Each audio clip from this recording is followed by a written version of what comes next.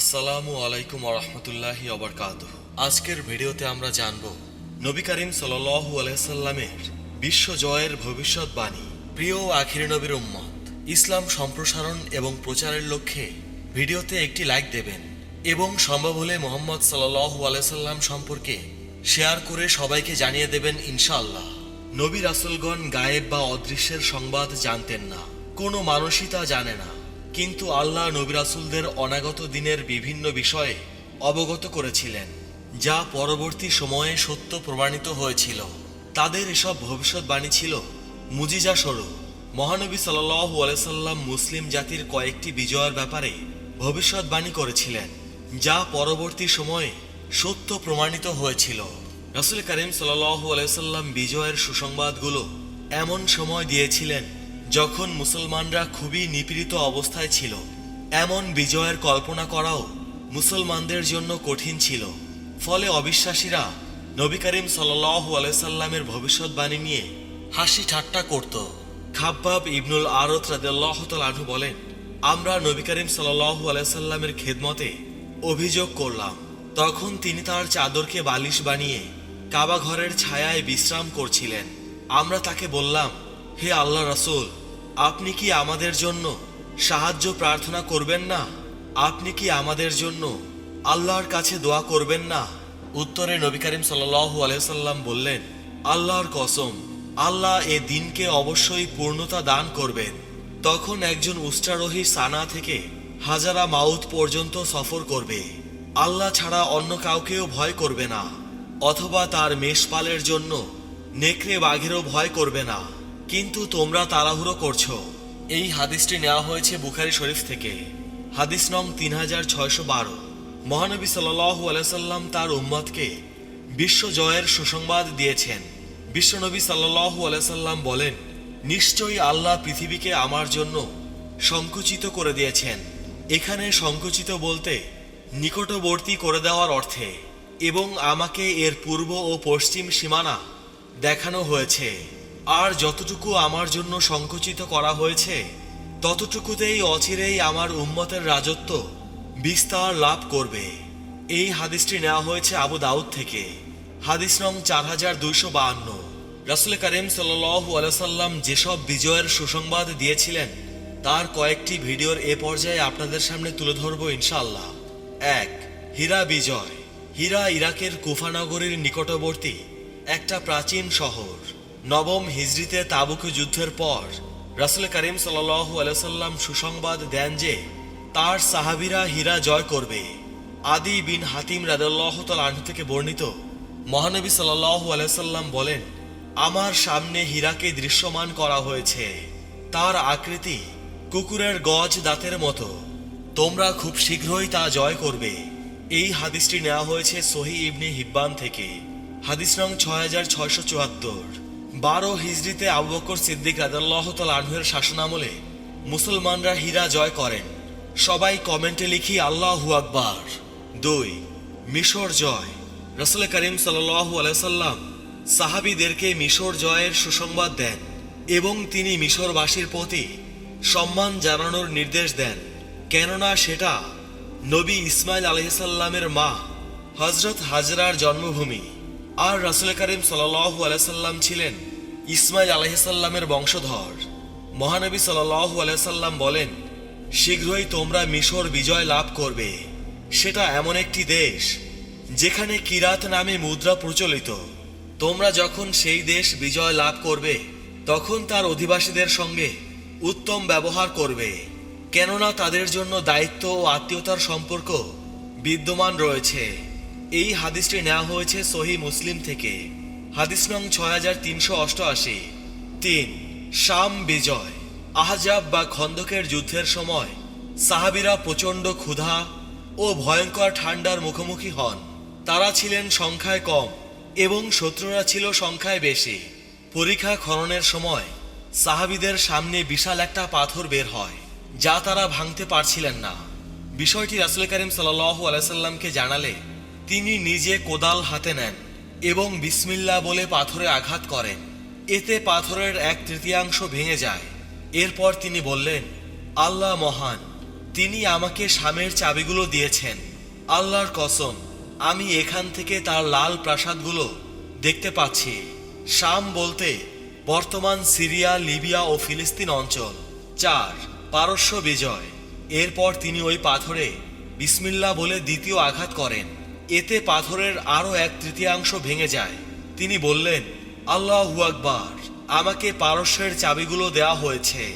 আল্লাহর শপথ, নিশ্চয়ই আমি মাদায়েন শহর দেখছি এবং এখান থেকে তার সাদা প্রাসাদ প্রত্যক্ষ করছি। এখানে চাবিগুলো দেয়া হয়েছে বলতে বিজয় দেয়া হয়েছে বোঝানো হয়েছে। 5. ইয়েমেন বিজয়। অতঃপর রাসূল করিম সাল্লাল্লাহু আলাইহি সাল্লাম বিসমিল্লাহ বলে ওই পাথরটিতে আরেকটি আঘাত করেন। এতে পাথরের অবশিষ্টাংশ ভেঙে যায়। এরপর রাসূল করিম সাল্লাল্লাহু আলাইহি সাল্লাম বললেন, আল্লাহ সবচেয়ে বড়, আমাকে ইয়েমেনের চাবিগুলো দেওয়া হয়েছে। আল্লাহর শপথ, নিশ্চয়ই আমি এখান থেকে সানা শহরের প্রবেশ পথগুলো দেখছি, মাদায়েন শহর দেখছি এবং এখান থেকে তার সাদা প্রাসাদ প্রত্যক্ষ করছি। রাসূল করিম সাল্লাল্লাহু আলাইহি সাল্লাম শাম, পারস্য ও ইয়েমেন বিজয়ের যে সুসংবাদ দান করেছিলেন তা আবু বকর রাদিয়াল্লাহু তাআলা আনহু ও ওমর রাদিয়াল্লাহু তাআলা আনহু এর যুগেই বিজিত হয়েছিল। সবাই বলি সুবহানাল্লাহ। 6. ইরাক বিজয়। খলিফা ওমর ইবনুল খাত্তাব রাদিয়াল্লাহু তাআলা আনহু এর যুগে সমগ্র ইরাক মুসলমানদের অধীনে আসে। এই অঞ্চল বিজয়ের ব্যাপারেও নবী করিম সাল্লাল্লাহু আলাইহি সাল্লাম সুসংবাদ দিয়েছিলেন। তিনি বলেছিলেন, শীঘ্রই ইসলামের ব্যাপক প্রসার ঘটবে, যখন আল্লাহর পথে যুদ্ধের জন্য 3টি সেনাদল গঠিত হবে, আর সেগুলো হলো সিরিয়ার সেনাদল, ইয়েমেনের সেনাদল এবং ইরাকের সেনাদল। এই হাদিসটি নেওয়া হয়েছে আবু দাউদ থেকে। হাদিস নং 2483। 7. ইস্তাম্বুল বিজয়। মহানবী সাল্লাল্লাহু আলাইহি সাল্লাম ইস্তাম্বুল বিজয়ের সুসংবাদ দিয়েছিলেন, যা ছিল রোমান সাম্রাজ্যের রাজধানী ও প্রাণকেন্দ্র। উসমানীয় শাসক সুলতান মুহাম্মদ ফাতেহ 1453 খ্রিস্টাব্দে ইস্তাম্বুল জয় করেন। এই শহর বিজয় করার ব্যাপারে প্রিয় নবী সাল্লাল্লাহু আলাইহি সাল্লাম বলেছেন, অবশ্যই ইস্তাম্বুল জয় করা হবে। এই বিজয়ের সেনাপতি কে হবে আমি তা জানি, এবং যে বাহিনী এই বিজয় করবে তাদেরও জানি। এই হাদিসটি নেওয়া হয়েছে মুসনাদে আহমদ থেকে। হাদিস নং 18859। এই ভবিষ্যৎবাণীগুলো ছিল মূলত আল্লাহর পক্ষ থেকেই। রাসূল করিম সাল্লাল্লাহু আলাইহি সাল্লাম যেসব অঞ্চল বিজয়ের সুসংবাদ দিয়েছিলেন তা মূলত তিনি আল্লাহর পক্ষ থেকেই দিয়েছিলেন, কেননা আল্লাহর নবী যা বলেন আল্লাহর পক্ষ থেকেই বলেন। মহান রাব্বুল আলামিন কোরআনে পাকে ইরশাদ করেছেন, এবং সে মন গড়া কথাও বলে না, এটা তো ওহী যা তার প্রতি প্রত্যাদেশ হয়। সূরা নাজম আয়াত 3-4। অন্যত্র ইরশাদ করা হয়েছে, আল্লাহ পাক বলেছেন, তিনি অদৃশ্যের পরিজ্ঞাতা, তিনি তার অদৃশ্যের জ্ঞান কারো কাছে প্রকাশ করেন না তার মনোনীত রাসূল ছাড়া। সূরা জিন আয়াত 26-27। মহান রাব্বুল আলামিন মুহাম্মদ সাল্লাল্লাহু আলাইহি সাল্লাম, তার পরিবার ও কিয়ামত পর্যন্ত আগত অনুসারীদের প্রতি শান্তি বর্ষণ করুন। সবাই বলি আমিন। প্রিয় নবী সাল্লাল্লাহু আলাইহি সাল্লামকে আল্লাহ তাআলা এমন কিছু বৈশিষ্ট্য দিয়েছেন যা অন্য কোনো নবীকে দেননি। যেমন 1. নবীদের কাছ থেকে ওয়াদা গ্রহণ। আল্লাহ তাআলা সব নবী থেকে ওয়াদা নিয়েছেন যে বিশ্বনবী সাল্লাল্লাহু আলাইহি সাল্লাম যদি আগমন করেন তাহলে তারা তাকে সত্যায়ন করবে। আল্লাহ পাক ইরশাদ করেছেন, এবং তাদেরকে সেই সময়ের কথা স্মরণ করাও যখন আল্লাহ তাআলা নবীদের থেকে প্রতিশ্রুতি নিয়েছিলেন, আমি যদি তোমাদের কিতাব ও হিকমত দান করি, তারপর তোমাদের কাছে কোনো রাসূল আগমন করে যে তোমাদের কাছে যে কিতাব আছে তার সমর্থন করে, তবে তোমরা অবশ্যই তার প্রতি ঈমান আনবে এবং অবশ্যই তার সাহায্য করবে। আল্লাহ সেই নবীদের বলেছিলেন, তোমরা কি এ কথা স্বীকার করছো এবং আমার পক্ষ থেকে প্রদত্ত এই দায়িত্ব গ্রহণ করছো? তারা বলেছিল, আমরা স্বীকার করছি। আল্লাহ বলেন, তবে তোমরা একে অন্যের স্বীকারোক্তি সম্পর্কে সাক্ষী থাকো এবং আমিও তোমাদের সঙ্গে সাক্ষী থাকলাম। সূরা আল ইমরান আয়াত 81। 2. বাইতুল মাকদিসে ইমামতি। আবু হুরায়রা রাদিয়াল্লাহু তাআলা আনহু থেকে বর্ণনা করেছেন যে রাসূল করিম সাল্লাল্লাহু আলাইহি সাল্লাম বলেন, তারপর মিরাজের সময় বাইতুল মাকদিসে নামাজের সময় হলো, আমি তাদের অর্থাৎ নবীদের ইমামতি করলাম। এই হাদিসটি নেওয়া হয়েছে মুসলিম শরীফ থেকে। 3, আগে পরের সব গুনাহ মাফ। স্পষ্ট ঘোষণার মাধ্যমে প্রিয় নবী সাল্লাল্লাহু আলাইহি সাল্লামের আগে পরের সব গুনাহ মাফ করে দেওয়া হয়েছে। আল্লাহ বলেন, হে রাসূল, নিশ্চয়ই আমি তোমাকে প্রকাশ্য বিজয় দান করেছি, যাতে আল্লাহ তোমার অতীত ও ভবিষ্যতের সব ত্রুটি ক্ষমা করেন, তোমার প্রতি তার নিয়ামত পূর্ণ করেন এবং তোমাকে সরল পথে পরিচালিত করেন। সূরা আল ফাতহ আয়াত 1 ও 2। অন্য কোনো নবীর ব্যাপারে এভাবে স্পষ্ট কোনো বর্ণনা নেই যে তাদের আগের এবং পরের সব গুনাহ মাফ করে দেওয়া হয়েছে। তবে নবীরা মাসুম, একথা সত্য এবং শিরোধার্য। 4, পুরো জগতের নবী। আমাদের নবী করিম সাল্লাল্লাহু আলাইহি সাল্লামকে পুরো বিশ্বের জন্য নবী বানিয়ে প্রেরণ করেছেন আল্লাহ পাক, এবং তিনি ছিলেন জিন ও মানুষ সহ সবার নবী। আর অন্য নবীদের পাঠিয়েছেন এলাকা ভিত্তিক। আল্লাহ তাআলা বলেন, এবং হে নবী, আমি তোমাকে সব মানুষের জন্য একজন সুসংবাদ দাতা ও সতর্ককারী রূপে পাঠিয়েছি, কিন্তু বেশিরভাগ মানুষ বুঝতে পারছে না। সূরা সাবা আয়াত 28। 5, তিনি সর্বশেষ নবী ও রাসূল। আল্লাহ পাক ইরশাদ করেছেন, হে মুমিনরা, মুহাম্মদ সাল্লাল্লাহু আলাইহি সাল্লাম তোমাদের কোনো পুরুষের পিতা নয়, কিন্তু সে আল্লাহর রাসূল এবং নবীদের মধ্যে সর্বশেষ। আল্লাহ সর্ববিষয়ে পরিপূর্ণ জ্ঞাত। সূরা আহজাব আয়াত 40। 6, রাসূলের জীবন নিয়ে আল্লাহর শপথ। আল্লাহ তাআলা কোরআনে কারিমে রাসূলের হায়াত নিয়ে শপথ করেছেন। এটা আমাদের নবীর সঙ্গে সীমাবদ্ধ। আল্লাহ তাআলা বলেন, হে নবী, তোমার জীবনের শপথ। প্রকৃতপক্ষে ওইসব লোক নিজেদের মত্ততায় বুঁদ হয়ে গিয়েছিল। সূরা হিজর আয়াত 72। 7, কোরআনে রাসূল বলে সম্বোধন। কোরআনে আল্লাহ তাআলা নবীজিকে বিভিন্ন বৈশিষ্ট্য বলে সম্বোধন করেছেন, অথচ অন্য নবীদের ক্ষেত্রে সরাসরি নাম বলে সম্বোধন করেছেন। এটা প্রিয় নবী সাল্লাল্লাহু আলাইহি সাল্লামের সম্মান ও মর্যাদার প্রতি লক্ষ্য করে।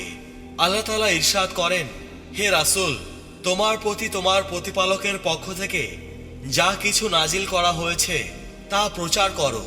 যদি তা না করো তবে তার অর্থ হবে তুমি আল্লাহর বার্তা পৌঁছালে না। আল্লাহ তোমাকে মানুষের ষড়যন্ত্র থেকে রক্ষা করবেন। আল্লাহ কাফির সম্প্রদায়কে হিদায়াত দান করেন না। সূরা মায়েদা আয়াত 67। আর যেখানে নবী করিম সাল্লাল্লাহু আলাইহি সাল্লামের নাম উল্লেখ করা হয়েছে সেখানে রাসূলকে সম্বোধন করে কোনো কিছু বলা হয়নি বা আদেশ করা হয়নি, বরং রাসূলের নাম হিসেবে পরিচয় করিয়ে দেওয়ার জন্য উল্লেখ করা হয়েছে। অথচ অন্য নবীদের নাম উল্লেখ করে আদেশ করা হয়েছে। ইরশাদ হয়েছে, আল্লাহ পাক বলেন, হে ইব্রাহিম, এই বিষয়টা যেতে দাও, নিশ্চয়ই তোমার প্রতিপালকের হুকুম এসে পড়েছে এবং তাদের উপর এমন শাস্তি আসবে যা কেউ প্রতিহত করতে পারবে না। সূরা হুদ আয়াত 76। 8, সংক্ষিপ্ত ও বিশদ অর্থবহ পানির বাহক। নবী করিম সাল্লাল্লাহু আলাইহি সাল্লামের অন্যতম একটি বৈশিষ্ট্য হচ্ছে রাসূলকে অল্প কথায় অধিক অর্থসম্পন্ন কথা বোঝানোর বিশেষ যোগ্যতা দান করা হয়েছে। আবু হুরায়রা রাদিয়াল্লাহু তাআলা আনহু বলেন, রাসূল পাক সাল্লাল্লাহু আলাইহি সাল্লাম বলেছেন, আমাকে 6টি জিনিস দ্বারা অন্য নবীদের ওপর শ্রেষ্ঠত্ব দান করা হয়েছে। আমাকে ব্যাপক তথ্যপূর্ণ ও অর্থবহ বাণী দান করা হয়েছে। সহিহ মুসলিম। 9, ধন ভাণ্ডারের চাবি। আবু হুরায়রা রাদিয়াল্লাহু তাআলা আনহু থেকে বর্ণিত, রাসূল করিম সাল্লাল্লাহু আলাইহি সাল্লাম বলেছেন, একবার আমি নিদ্রায় ছিলাম, এমন অবস্থায় পৃথিবীর ধন ভাণ্ডারগুলোর চাবি আমার হাতে অর্পণ করা হয়। এই হাদিসটি নেওয়া হয়েছে সহিহ বুখারী থেকে। 10, সূরা ফাতিহা ও সূরা বাকারার শেষ 2 আয়াত। ইবনে আব্বাস রাদিয়াল্লাহু তাআলা আনহু বলেন, জিবরাইল আলাইহিস সালাম নবী করিম সাল্লাল্লাহু আলাইহি সাল্লামের কাছে উপবিষ্ট ছিলেন। এমন সময় উপরের দিকে তিনি একটি আওয়াজ শুনতে পেয়ে নিজের মাথা তুললেন এবং বললেন, এটা আসমানের একটি দরজা, যা আজকেই খুলে দেওয়া হলো। আজকের দিন ব্যতীত কখনো তা খোলা হয়নি। তখন সে দরজা দিয়ে একজন ফেরেশতা অবতরণ করলেন। আল্লাহ রাসূল সাল্লাল্লাহু আলাইহি সাল্লাম বলেন, ইনি একজন ফেরেশতা যিনি পৃথিবীতে অবতরণ করলেন। আজকে ছাড়া অন্য কখনো তিনি অবতরণ করেননি এরপর ওই ফেরেশতা সালাম করে বললেন, দুটি নূরের সুসংবাদ গ্রহণ করুন যা আপনাকে দেওয়া হয়েছে এবং যা আপনার আগে আর কোনো নবীকে দেওয়া হয়নি, আর তা হল সূরা ফাতিহা ও সূরা বাকারার শেষাংশ। এ দুটির যে কোনো হরফ আপনি পাঠ করবেন তা আপনাকে দিয়ে দেওয়া হবে। এতে যে দোয়ার বিষয়বস্তু আছে তা কবুল করা হবে। এই হাদিসটি নেওয়া হয়েছে সহিহ মুসলিম থেকে। 11 মহানবীর 5 অনন্য বৈশিষ্ট্য। জাবির ইবনে আব্দুল্লাহ রাদিয়াল্লাহু তাআলা আনহু বলেন, রাসূল কারীম সাল্লাল্লাহু আলাইহি সাল্লাম বলেন, আমাকে এমন 5টি বিষয় প্রদান করা হয়েছে যা আমার আগে অন্য কোনো নবীকে দেওয়া হয়নি। 1 আমাকে এমন প্রভাব দিয়ে সাহায্য করা হয়েছে যা 1 মাসের দূরত্ব পর্যন্ত অনুভূত হয়। 2 সব জমিন আমার জন্য নামাজ আদায়ের স্থান ও পবিত্রতা অর্জনের উপায় করা হয়েছে, কাজেই আমার উম্মতের যে কেউ যেখানে নামাজের ওয়াক্ত হয় সেখানেই যেন নামাজ আদায় করে নেয়। 3 আমার জন্য গনিমত হালাল করা হয়েছে। 4 অন্যান্য নবী নিজেদের বিশেষ গোত্রের প্রতি প্রেরিত হতেন, আর আমাকে সব মানবের প্রতি পাঠানো হয়েছে।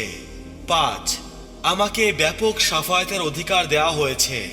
এই হাদিসটি নেওয়া হয়েছে বুখারী শরীফ থেকে। 12 রাসূলের কাছে উম্মতের দুরুদ উপস্থাপন। আউস ইবনে আউস রাদিয়াল্লাহু তাআলা আনহু সূত্রে নবী করিম সাল্লাল্লাহু আলাইহি সাল্লাম থেকে বর্ণিত, তিনি বলেন, তোমাদের সব দিনের মধ্যে সর্বোৎকৃষ্ট দিন হলো জুমার দিন। সেদিন আদম আলাইহিস সালামকে সৃষ্টি করা হয়েছিল, সেদিনই তার ওফাত হয়, সেদিনই দ্বিতীয়বার সিংহায় ফু দেওয়া হবে এবং সেদিনই কিয়ামত অনুষ্ঠিত হবে। অতএব তোমরা আমার উপর বেশি বেশি দুরুদ পড়ো, কেননা তোমাদের দুরুদ আমার কাছে পেশ করা হয়। তারা বলেন, হে আল্লাহ রসুল, কিভাবে আপনার দুরুদ আপনার কাছে পেশ করা হবে, যেহেতু আপনি একসময় ওফাত পেয়ে যাবেন? অর্থাৎ তারা বললেন, আপনার দেহ মাটির সঙ্গে মিশে যাবে। এরপর রাসূল কারীম সাল্লাল্লাহু আলাইহি সাল্লাম বললেন, নিশ্চয়ই আল্লাহ তাআলা জমিনের জন্য নবীদের দেহ গ্রাস করা হারাম করে দিয়েছেন। এই হাদিসটি নেওয়া হয়েছে সুনানে নাসাই থেকে। 13 রাসূল কারীম সাল্লাল্লাহু আলাইহি সাল্লামের রওজা জান্নাতের টুকরা। আবু হুরায়রা রাদিয়াল্লাহু তাআলা আনহু সূত্রে নবী করিম সাল্লাল্লাহু আলাইহি সাল্লাম বলেছেন, আমার ঘর ও আমার মিম্বরের মধ্যবর্তী স্থানটি হলো জান্নাতের বাগান সমূহের একটি বাগান। এই হাদিসটি নেওয়া হয়েছে জামে তিরমিজি থেকে। প্রিয় মুসলমান ভাই ও বোনেরা, আজকের ভিডিও এ পর্যন্তই। সবাই ভালো থাকবেন। আল্লাহ রাব্বুল আলামিন আমাদের সবাইকে হেদায়েত দান করুন। আমিন।